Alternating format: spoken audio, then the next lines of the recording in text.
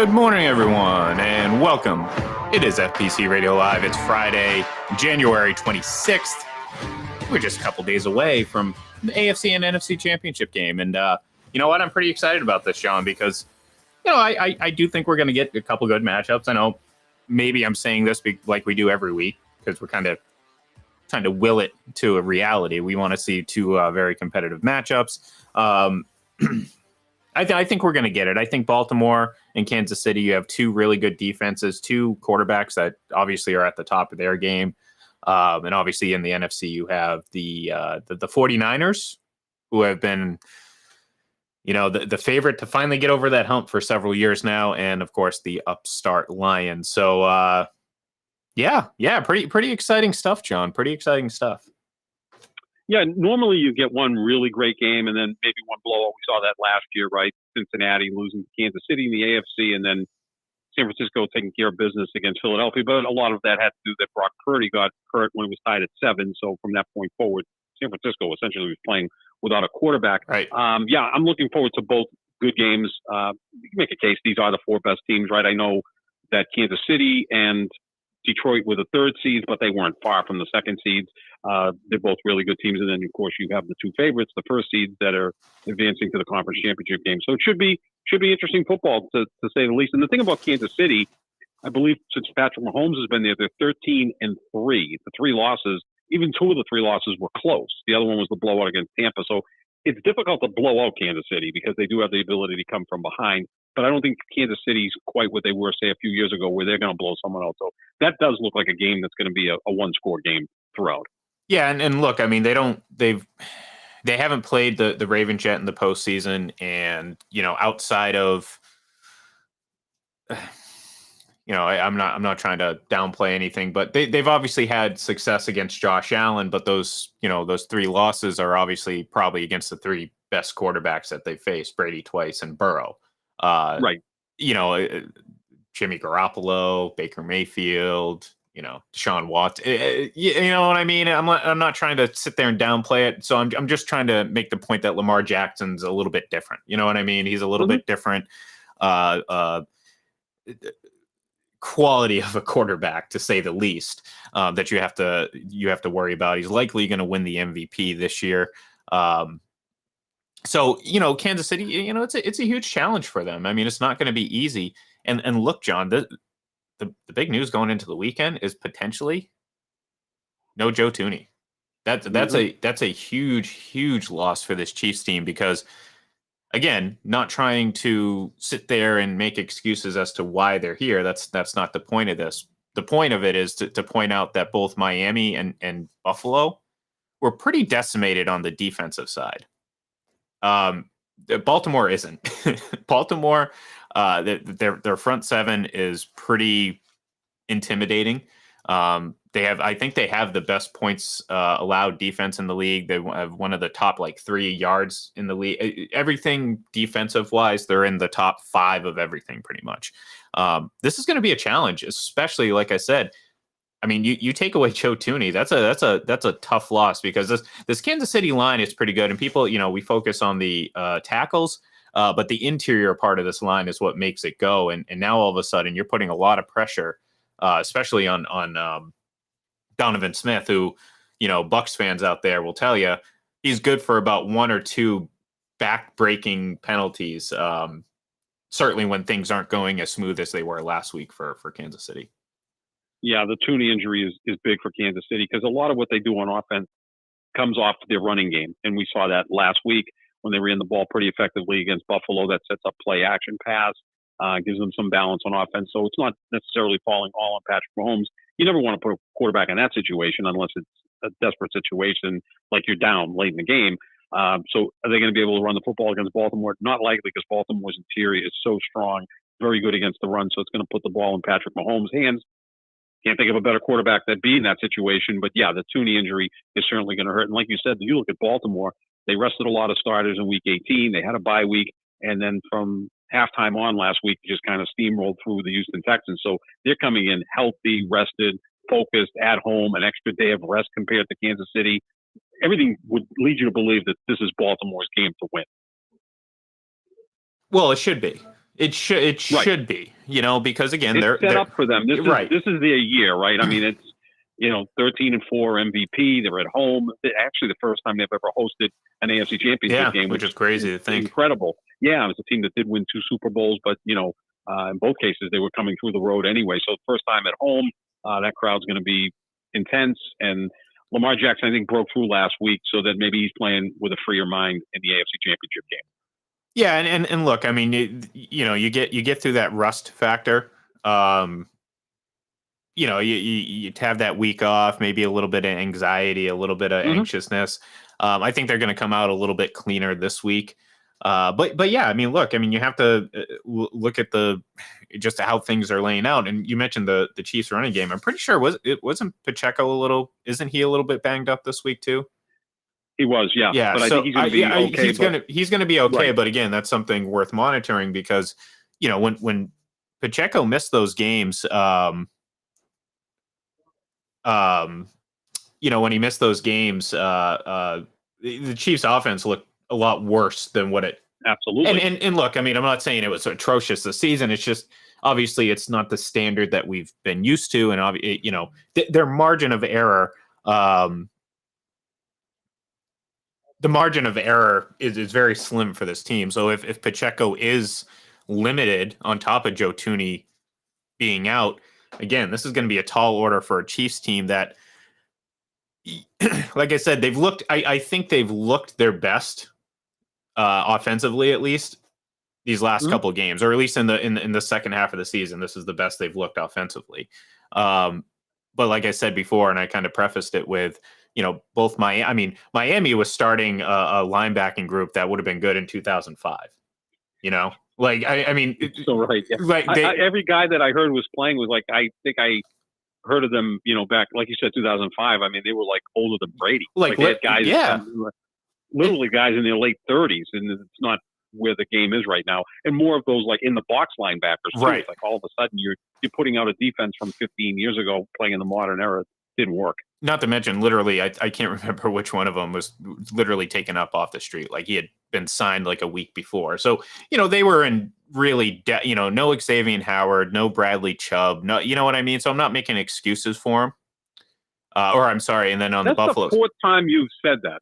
No, I'm not. I'm just, I'm putting, I'm trying to. I'm breaking them on you. That. I know. I'm just trying to impress upon, anyone that's going to be watching this game, how much better this, or how much more of a challenge this Baltimore defense is going to be. Yeah.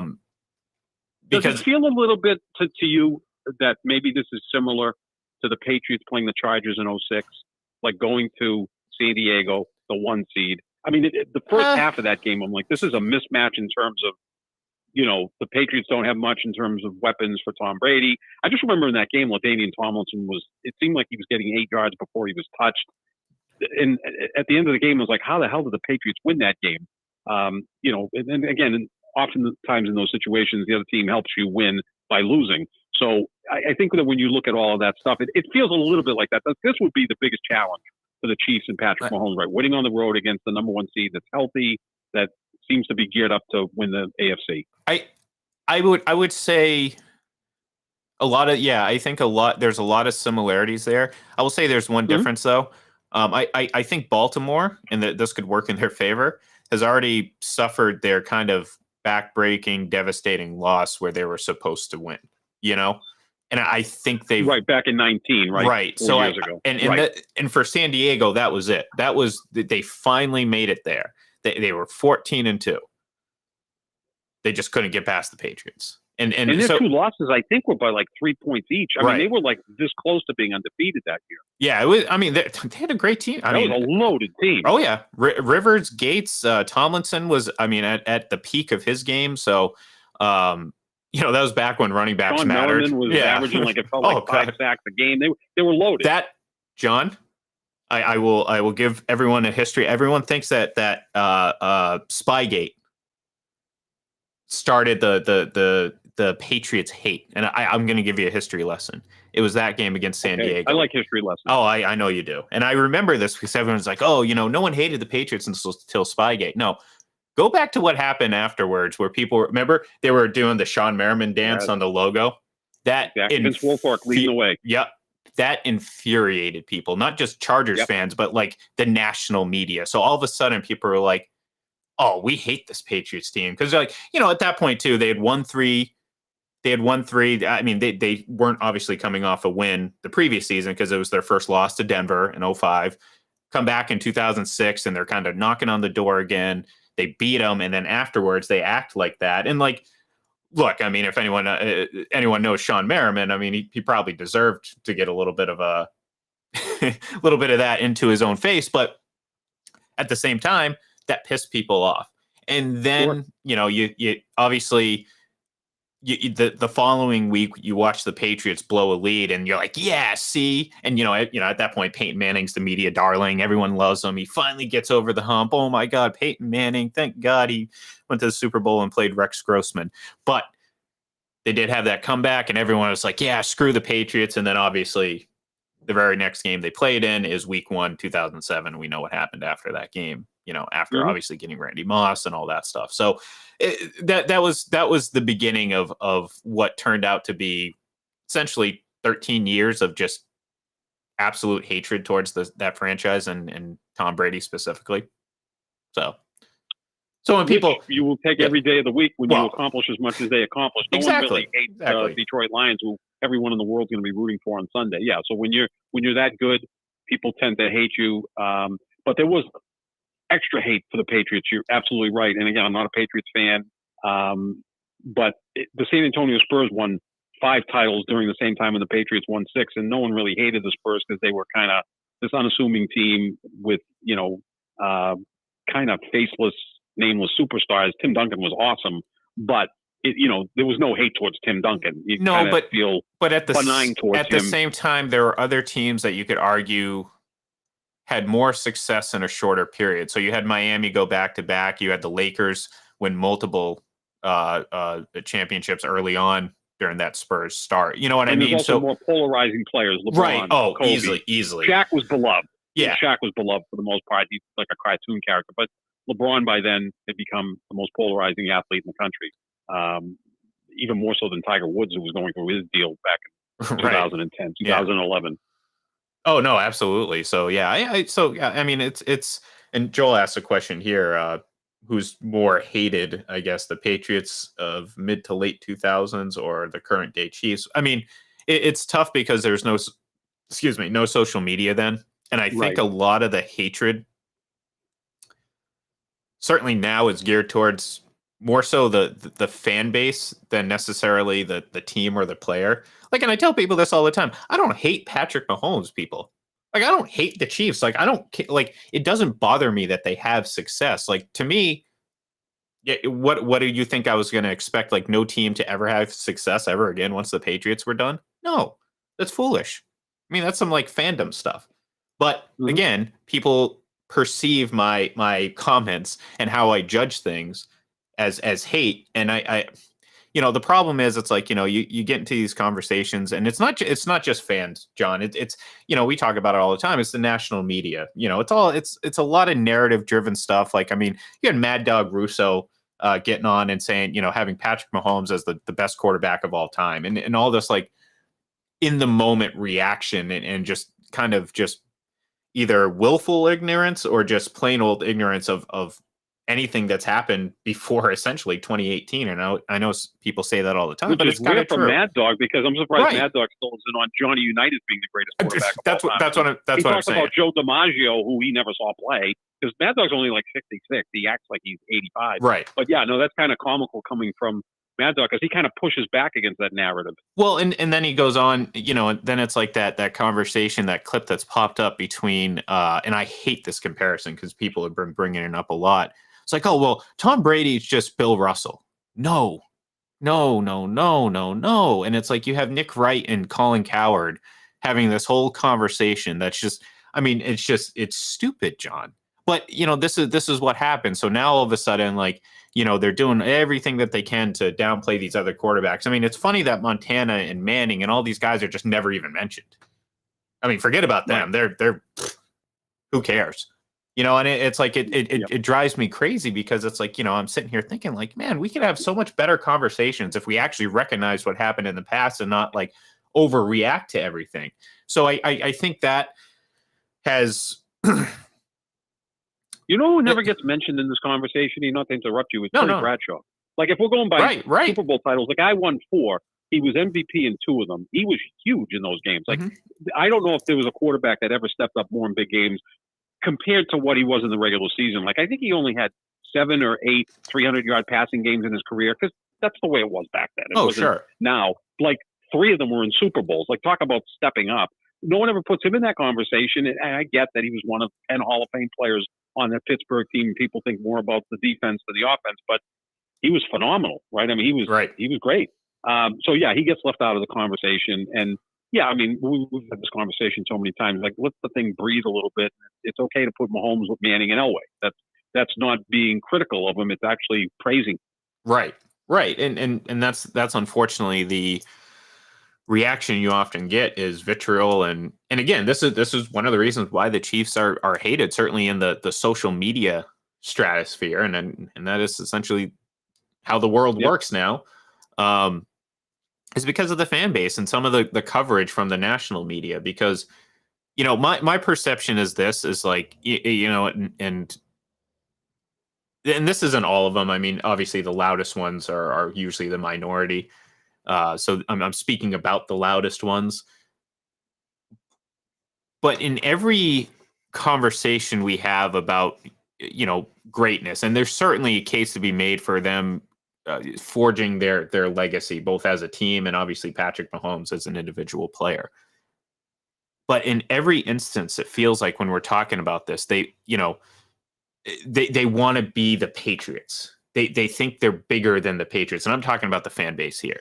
And going back to this most hated thing, I saw a meme posted by one of the popular fan accounts or whatever, talking, having the Chiefs logo on one side and then the horde of, other NFL logos on the other, kind of like, oh, we're coming at you. And the comment was like, it took us 4 years to be as hated. Kind of an arrow. Yeah. I get the visual of that is there. Right. And it's like the comment was, oh, it's taken us only 4 years for teams to envy and hate us as much as the Patriots. And it took them like 18. And I'm like, that's just kind of, you know what I mean? So the need to be like, oh, we're a dynasty, but you've only won 2 Super Bowls. It's like that whole, I don't know if you saw the Nick Wright championship tier or dynasty tier thing. I mean, he had to do a lot of mental gymnastics to not only kind of split all these, but to get the Chiefs up to that second tier, which is kind of silly considering they've only won 2 Super Bowls.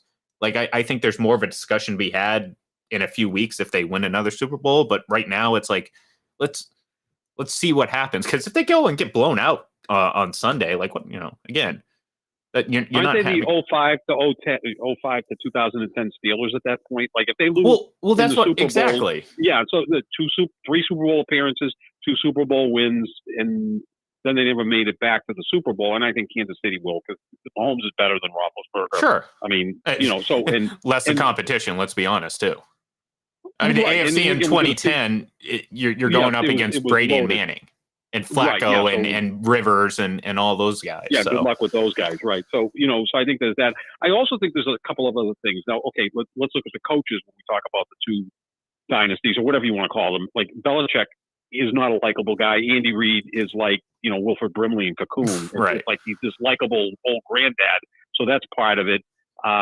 Also, I think because the city was so successful during that time, you had the Red Sox winning 4 titles, you had the Bruins and Celtics always it was winning a title. Just an absolute. And Boston was in your face about this, right? I mean, it was like comedians always talked about it, and it was like this arrogant group of people up in the Northeast who just think they're better than anybody else. They got great universities, great hospitals. Oh, by the way, they're the great sports franchises as well. It was kind of like the whole country was like, okay, enough already. We're sick of you. No, I absolutely. And look, there was, I'll be the first to admit there's a lot of awful Patriots fans out there, but there was also I mean, in a way, I'm not going to say they deserved to be that way or they were entitled to be that way, but based on what they did, it was almost kind of like, okay, I get it. I understand why some people act this way because, well, you remember the kid. I'm 12 years old, but I've seen like 8 title runs or something like that. Oh, sure. Yeah. Every Yep. year with a new sign update. I mean, I'm pretty sure it took him through his young adulthood, which is crazy to think because, again, just the Yep. abundance of championships. And we're not talking about a city that has multiple teams in the same sport. Like Los Angeles, it's like, oh, look at all the championships. They're like, oh, we have the Dodgers, the Lakers, the Angels, the Clippers, da da da da da da. It's like, well, don't put the Clippers in there. Yeah, I know. Well, I know. I'm just saying. I'm just saying they'll they claim. Could barely get to a conference. They'll claim any team from basically the California, which it's up and down the entire almost west coast of the United States. Well, so the Bay Area can be different though, because the Bay Area, the Giants have been successful. Obviously, the Warriors. So those teams have all been very successful. So so that actually the Bay Area produced 7 titles in essentially a decade, which is pretty remarkable in 2 sports. It's just that the 2 biggest sports in the country are football. Baseball's still bigger in terms of national appeal than basketball. Basketball maybe more popular in terms of like not market share, but the type of market. It's younger. It's hipper. Right. But yeah, the 2 big sports are still football and baseball. So you had 10 titles in what 18 years, which is pretty crazy. So there's all of that. But I didn't see Nick Wright's dynasty tier. I mean, did he go back to the 60s with the Packers? Because to me, that's still like crazy because not many teams qualified for the playoffs and they won 5 and 7 years, which is just I think they'd have to be up there. And also to me, the 49ers from 81 to 94 won 5 titles. That's pretty remarkable. What made the Patriots so remarkable, it was like 2 separate teams, right? It was like you had the first dynasty, the second dynasty, and the only connector was Brady and Belichick. Like the Steelers had the same guys on all 4 Super Bowl titles because they won 4 and 6 years with the same roster. Well, what he did was, he actually only counted the 2 Super Bowls for the Packers in the 60s. Oh my God! Yeah, that's what I'm saying. If they played the best team in the AFC in those other 3 titles they won, the scores would have been 55 to nothing. I mean, right. Where they start to lose it when you don't understand history, how great that team was. Well, that's what I'm saying. Like he had to pick and choose, and for the Patriots' first dynasty, he only went 01 to 04. So if you're going to split those up, I would think it would be 01 to 07. Because it's like he's putting split into the thirds essentially, right? What's that? Yeah, well, you could split the thing into each separate thirds, like we've talked about. Well, the middle third, they didn't win anything, but they were still like the best team in football. Well, and that's why the Patriots dynasty I think is a little unique, and I understand arguments to split it up, but I think he did it in a very disingenuous way because it was clearly meant to, prop up his Chiefs thing. Who again, it doesn't make sense. So if you're going to talk about the Patriots 01 to only 04 and not include 06, 07, where obviously they went to the AFC Championship game we just talked about. Great, and in 07, when they went undefeated and were 90 seconds away from being 19-0. Right. Like, I understand they didn't win a championship here, but they still accomplished something that no other team at this point has really ever done and get to that. Even like Miami's undefeated season, 17-0 was the entire thing. So, it's so again, it was incredibly disingenuous. As soon as I saw, because he's given so much weight to like, the AFC Championship game appearances, and this is what I'm talking about, John. When it comes to great, that's great. But Brady was in 8. Right. I mean, like literally. I mean, it just ended. Like their streaks overlap. This isn't something like, oh my God, and like people are like, well, he didn't do it in his first 6 seasons, and that's what's different. It's like, no, that's not a good argument. It's a nice thing to have. Like, don't get me wrong. Like, winning, going to the AFC Championship game in your first 6 seasons is great. It's not this incredibly greater feature or accomplishment than going to 8 straight later in your career. You know what I mean? It's just it's so silly. But this is how it's talked about, and this is what I mean, where they try to, Did he include the 76 through 83 Raiders? Yes, but he put it below. The team that won 3 Super Bowls, below, like 2 tiers below the Chiefs right now. Yeah, that's like I said, it's so clearly.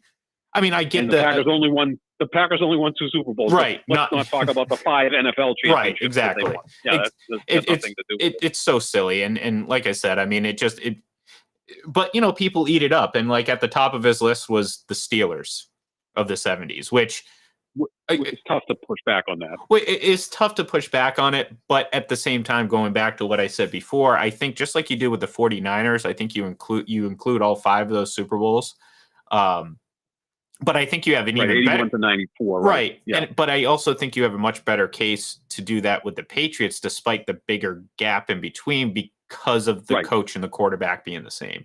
And going back to Nick Wright's illogical way of thinking, even during that 10-year streak where they didn't quote unquote win a Super Bowl, 06, 07, 2011, 12, 13, 14, all the AFC Championship game appearances, 2 Super Bowl appearances, obviously the undefeated season.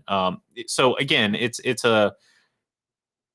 was a bridge to what ultimately turned out to be a 3 Super Bowl run in 5 years, again, later in Brady's career. And then obviously he added a 4th individually. And that's another funny thing, John.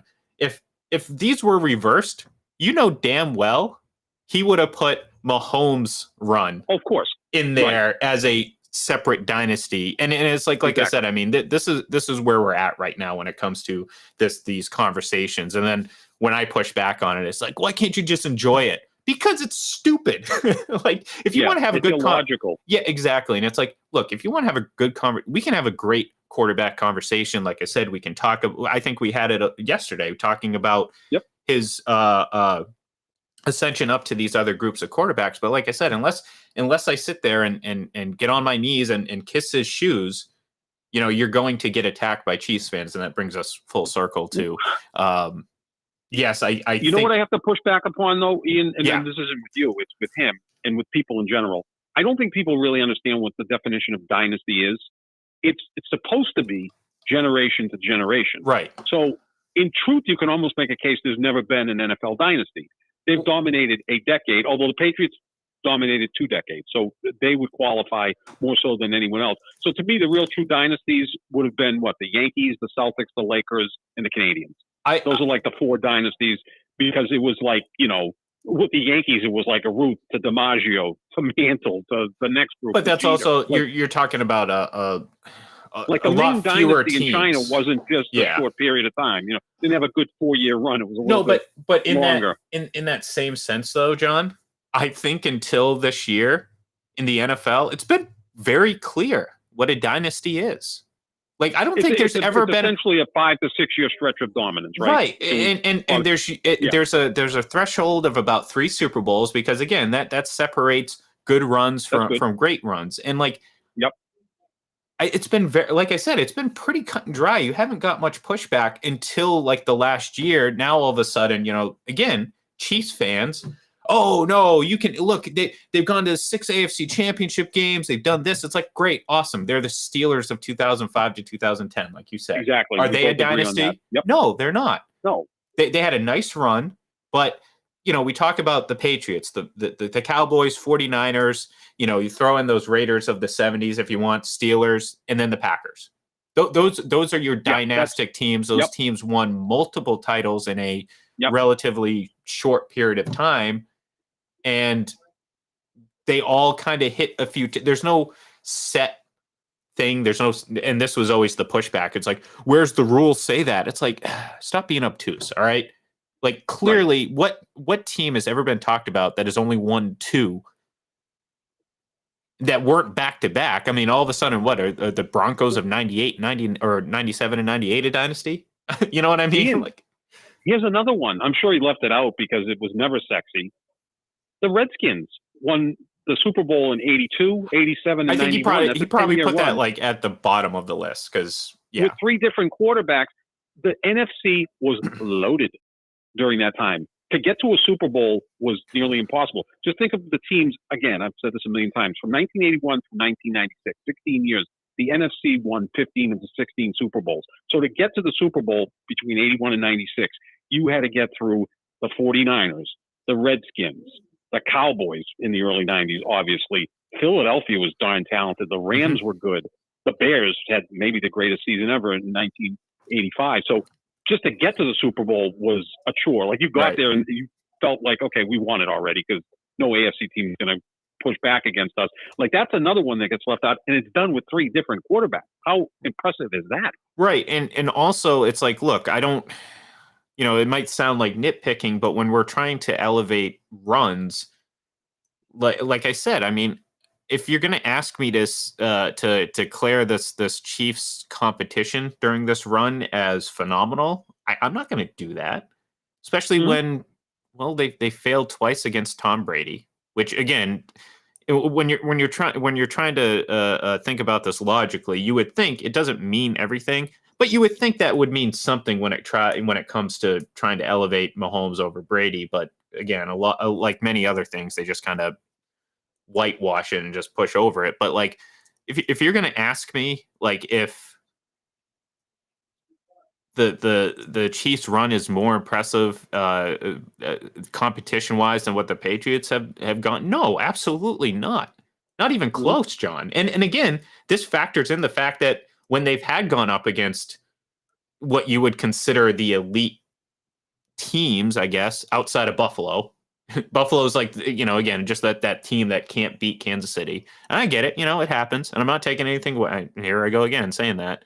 It's like, with all due respect, John, with all due respect, I don't mean any respect. But the point is, it's like, we've been talking about it, I feel like, for weeks now, but the competition, the Mannings, the Breezes, the Rodgers, the Phillip Rivers, and all those guys in the AFC at the time. It's like, you're going to get really down the list before you see anyone outside of Patrick Mahomes among those players right now.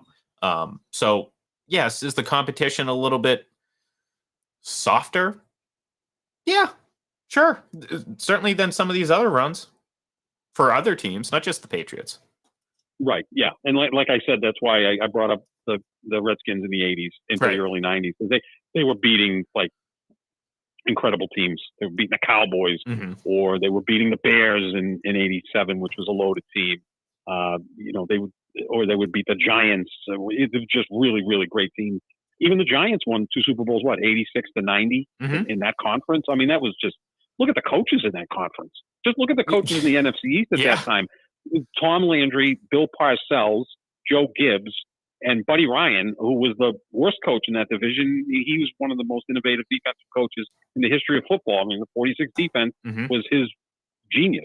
So that's how good that conference was when it came to coaches. And then you had Bill Walsh and John Robinson in the West. And, I think Bud Grant was still hanging around in Minnesota at the time. So, and Ditka. I mean, people make fun of him, but the guy was a motivator and could get the guys to play. Oh, sure. So, yeah, no, that conference was just, the Super Bowls were so funny back then. And you probably remember the tail end of that run is like, okay, just the NFC is going to win the Super Bowl. Yeah, and it's not even that's all it was. That's just the way it was. We just waited for halftime to see who the entertainment was going to be.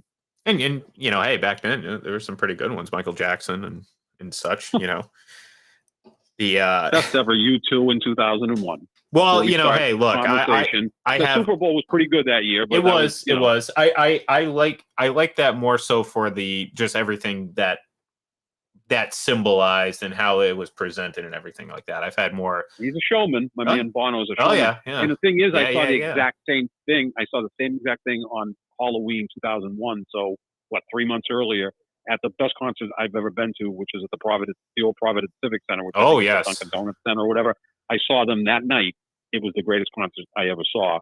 And they did what they did with all the names from the people that perished on 9/11. So when that came for halftime, I said, "Oh, I saw this 3 months ago." Oh, well, oh yeah. That's my group. And then Prince in 06 was pretty close too, though. Yeah, I mean, add in the aesthetic of it raining. Give Prince a few, right? Oh, Purple Rain. I mean, how do you beat that? I mean, give Prince a guitar and he'll figure it out. Yeah, well, I mean, look. I mean, if people don't know Prince beyond just the music, just go look up all the music that he's written, not only for himself but for other people. And you're going to be quite impressed with how he is the LeBron James. He's the LeBron James of music. I always said Prince is LeBron James, Michael Jackson, Michael Jordan.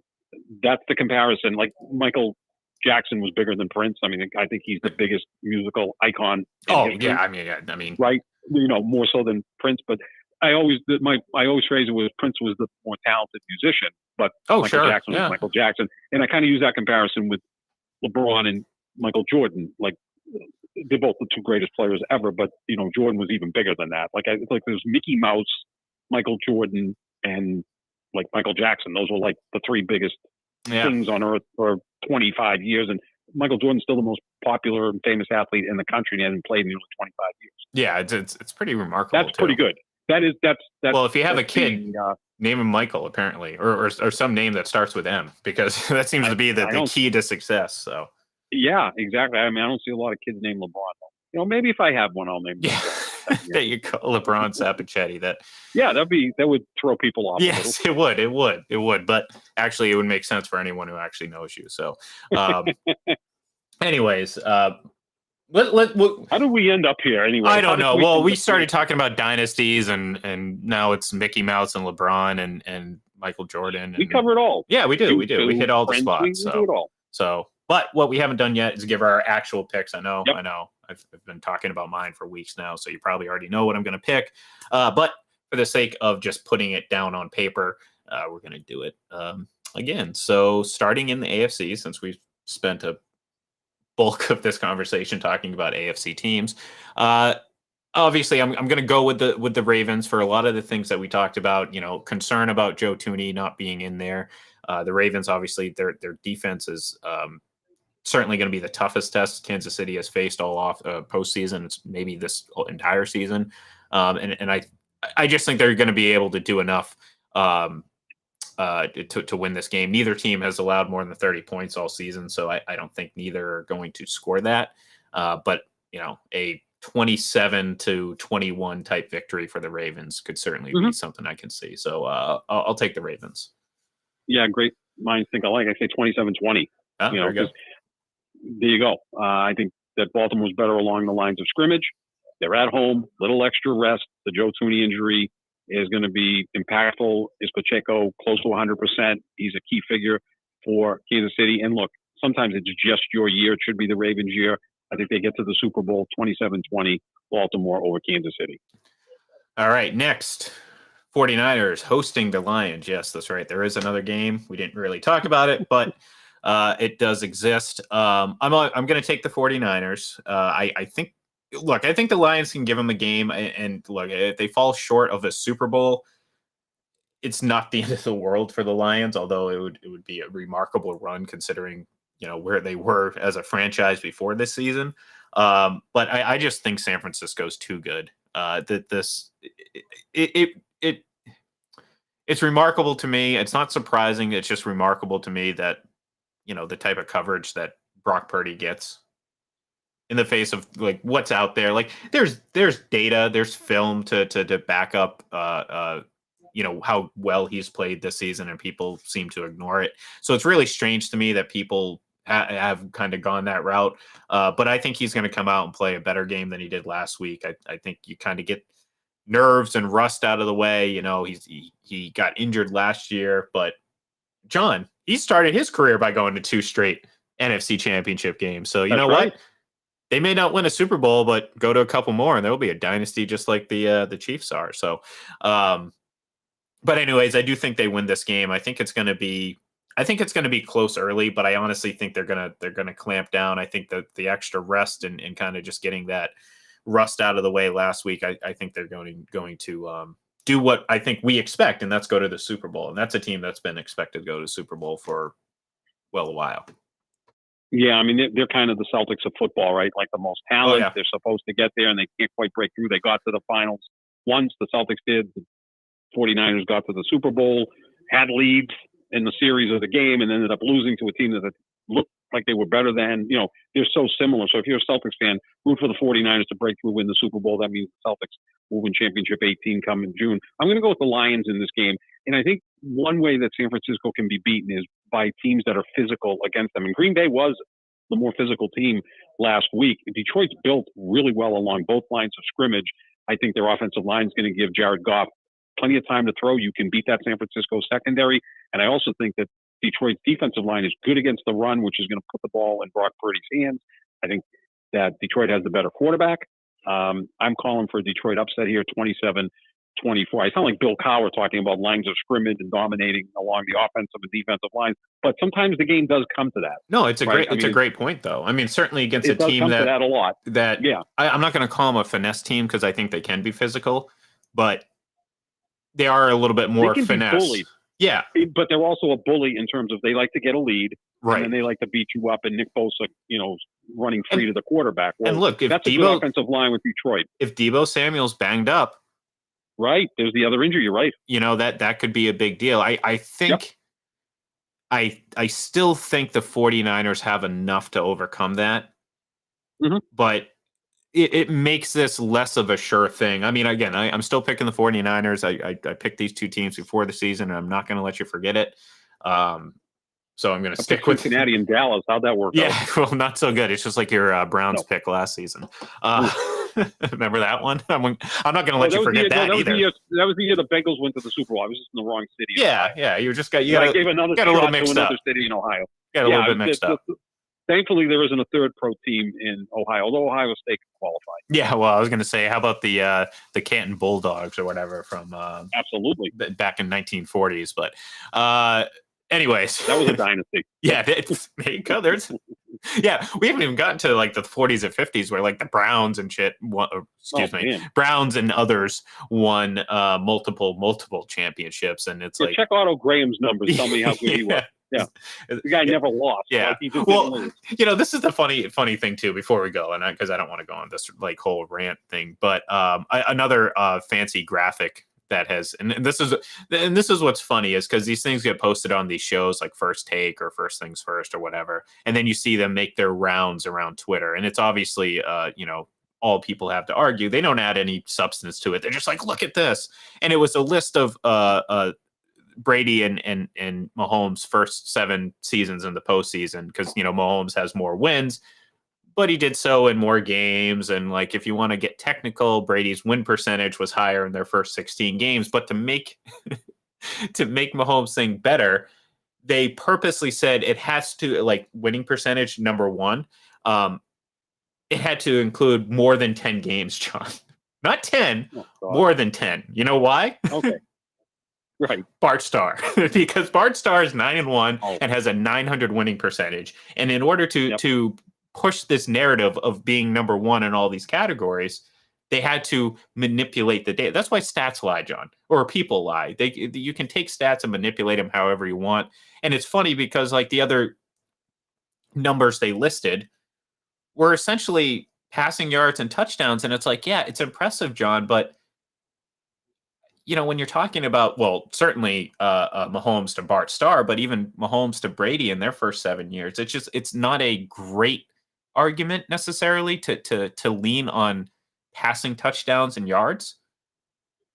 It's like I said, it's impressive, but it's just, my response is always like, okay, great.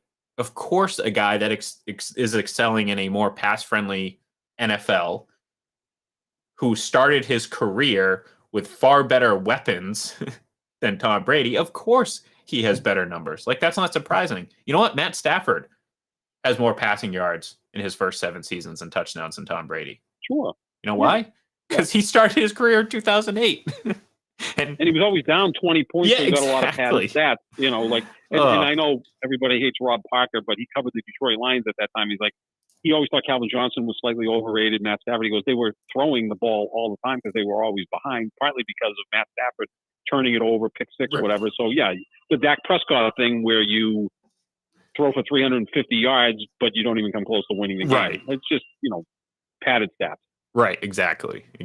So anyway, so there we have it. My Super Bowl matchup, the Ravens and the 49ers, and John's is the Ravens and the Lions. So very Nature Channel or National Geographic-esque. And Dan Campbell's going to show up with a lion on Super Bowl Sunday. Oh yeah, of course. You'd like that. That would be cool. That would definitely be pretty cool because I do like cats. Nothing could go wrong with a lion. No. Well, if all goes wrong, maybe he can send him out for a pass.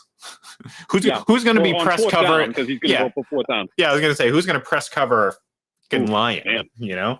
So, but anyway, Jump all over you. Yeah, exactly. But all right, that's going to do it for us here.